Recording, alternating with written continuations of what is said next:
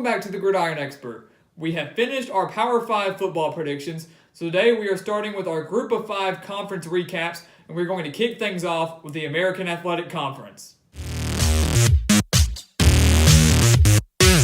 Some people believe that the American Athletic Conference should be considered one of the power conferences along with the SEC, Big Ten, ACC, Pac-12, and Big 12. And if you can look at some of the teams they have and over recent history, I could see how some people could make a case for that because you have a team like UCF who last year went undefeated and beat Auburn in the Peach Bowl. You've got Memphis who has pulled off some upsets at home over Ole Miss and UCLA in recent years. Houston who went a little bit of a run there beating Florida State and Oklahoma, teams like that. So you have some teams in this American Athletic Conference that have been able to compete at the higher level with some of the Power 5 conferences, and a lot of people are trying to push for the American Athletic to maybe join them and make them the Power 6 conferences. But nonetheless, the American Athletic Conference is actually fairly straightforward when it came down to these conference standings and these predictions that I made. We'll start over here in the Eastern Division, and I do, once again, have Central Florida winning their division at 10-2, going 7-1 in conference play. And I'm not going to go ahead and break down, like always when we do conference recap, I'm not going to break down who I have each team losing to, who I have each team beating. But since we're not doing game-by-game predictions for these teams,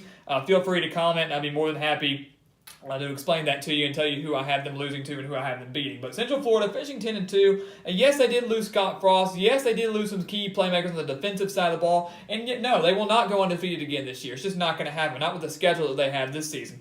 They have Josh Heupel coming in as offensive coordinator from Missouri to take over Scott Frost's job. Mackenzie Milton at quarterback, and anytime you have a quarterback that good like Milton, you're going to probably be okay. They have a very strong secondary, 3 returning starters in the secondary, and then Adrian Killens and then Dredrick Snelson, one of their leading wide receivers there. So this is a Central Florida team that I think once again in this division that's pretty much is much weaker, I think, than the Western Division, are the clear front runners to win that division. I think Temple is probably their biggest threat. But right now I have Temple just going 7-5, finishing 5-3 in conference, so the Knights having a 2-game lead over the Owls. And Temple should have a very, very strong defense. They returned 6 starters on that side of the ball, and so I could see them being fairly strong there. And maybe, when they face off against Central Florida, maybe they can shut down that very potent offense that the Knights are going to have and maybe pull off an upset. I just don't see it happening. Even if they did, it wouldn't happen. Central Florida would still win the division. So I think Temple, middle of the pack, still a solid team, but just not quite there yet to overtake Central Florida. I have South Florida coming in third in this division. I know a lot of people will criticize me for that, saying there's no way they're going to finish 6-6. They're going to finish much better than that, especially with the year they had last year and all that kind of stuff. And I get that. But they lost their top 3 playmakers. They lost Quentin Flowers at the quarterback position. They lost Darius Tice at the running back position. They lost Marquez Valdez-Scantling at the wide receiver position. So they lost their top 3 offensive playmakers, and that was the strength of this Bulls team for the past couple of years, especially with Quentin Flowers. Was a very potent offense, and the defense gets stops when they need to. I love Charlie Strong as head coach down there. I think he will do a great job with them. We saw what he did with Louisville in a similar conference, and didn't do too well at Texas. But he's going to be finding his stride once again with the Bulls. They should have a decent defense, but a very difficult schedule as well, though. On the road at Houston, on the road at Temple, Georgia Tech, and on the road at Illinois. And I know Illinois, not necessarily one of the most dangerous Power 5 teams, but still a Power 5 opponent. I do think the Bulls take a major step back, especially after losing so much talent. And then I have 3 teams, kind of the second half of the East, not making a bowl game. We'll start off in Cincinnati. Luke Fickell entering his second year with the Bearcats. They've gone 4-8 the past 2 years, but they have a very, very difficult schedule. Maybe they can get to 5-7. That's what I have them at right here. Maybe they can get to a bowl game. Maybe they can crack 6 wins. They can pull off an upset or 2. But I do think it's still a rebuilding process for Fickell, and I think next year might be the year the Bearcats can break through and get back to a bowl game. And then ECU and UConn, East Carolina and Connecticut, both finishing 2-10, 1-7 in conference. And obviously I have ECU beating the Huskies in the regular season, therefore owning the tiebreaker over UConn. Both these teams, though, we'll start with East Carolina. Scotty Montgomery certainly on the hot seat after going 3-9 the past 2 years. And I know a lot of people will say, well, he's been there for 3 years. He's built up this team. Year 3 is when most coaches hit their stride. But they have a super difficult schedule as well. So maybe they will hit their stride here. Maybe he does have more talent, but they have to face North Carolina, on the road at Virginia Tech, on the road at South Florida, on the road at Temple, and Memphis out of the West. So a super difficult schedule for East Carolina, and I just don't even know if they're going to be able to crack 3 wins again. Scotty Montgomery could be out of a job. And then UConn only returns 2 starters on the defensive side of the ball.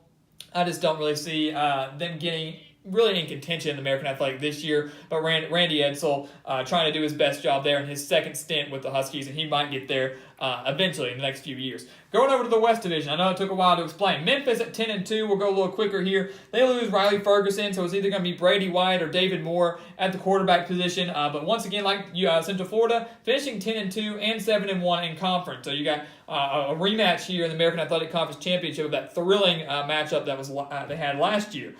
So Memphis, once again, a very solid team. I think the team to beat, but like I said, the Western Division, much more difficult than the East, because look at the two teams I have right behind Memphis. You got Houston and Navy. And Houston, a team that's going to be led by Ed Oliver on the defensive side of the ball, arguably maybe the best player in all of college football, could be the number one overall draft pick in next year's NFL draft. And then they have De'Aaron King or Quentin Dormady at quarterback. Now, I think it's going to be De'Aaron King. I think that's going to be the best fit for this Houston offense. Dual threat quarterback and a very solid defense there. I think they returned 5 starters on both sides of the ball. Houston could very well challenge Memphis and win the West Division. I'm going to give it to the Tigers right now, but I would not be surprised to see Houston slip in there. Navy have them finishing 9-4, playing 13 games, going 5-3 in conference play. They have Malcolm Perry at the quarterback position, will be very solid there as well. And if he doesn't turn out well or gets hurt, Zach Abbey, who was quarterback a little bit last year, will come in as quarterback. They switched him to wide receiver, but could switch back to the quarterback position if needed. So Navy, always a difficult team to face off against, and once again will challenge Houston and Memphis in the West. And then once again, you can see a very fine line between the contenders and the pretenders, are the ones that still have a ways to go in both divisions. Tulsa makes a huge step forward after going 2-10 last year. Will be much better this year than they were last year.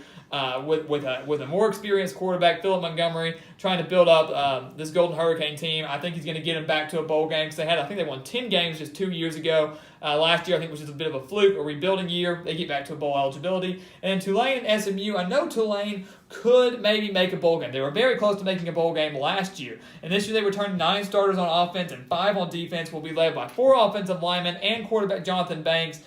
So yes, Tulane could very well do much better than 4-8 than I have predicted. I will say that. But their schedule, like some of these other teams, very difficult. Wake Forest, at UAB, who is a very difficult team out of Conference USA, at Ohio State, at South Florida, at Houston.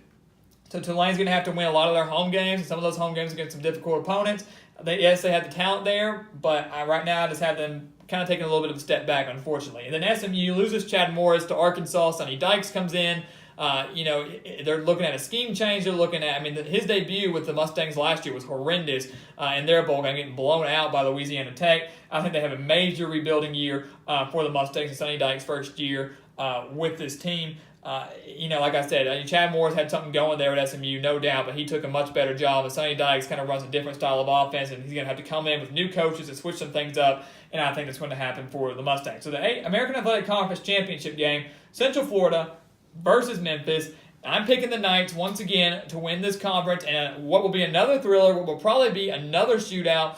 Both great offensive minds going up against each other, Josh Heupel and Mike Norvell going up against each other. I'm very excited to see that. Last year's game was a thriller. Obviously, bad blood, a little bit of a rivalry between these two teams. Memphis certainly going to want revenge after what happened last year in the American Athletic Conference Championship game. And you never know, depending on how the other group of 5 conferences play out, this game could once again determine who makes a New Year's Six bowl. It's very possible the winner of this game will have 11 wins and just 2 losses. So it is very possible that the winner of this goes to a New Year's Six bowl. And right now I'm picking the Central Florida Knights to win the American Athletic for the second year in a row. So as always, please go check us out on Twitter at Gridiron Expert, on Instagram at The Gridiron Expert, and always here on YouTube. Please continue to like, comment, and subscribe, and we will see you next time on The Gridiron Expert.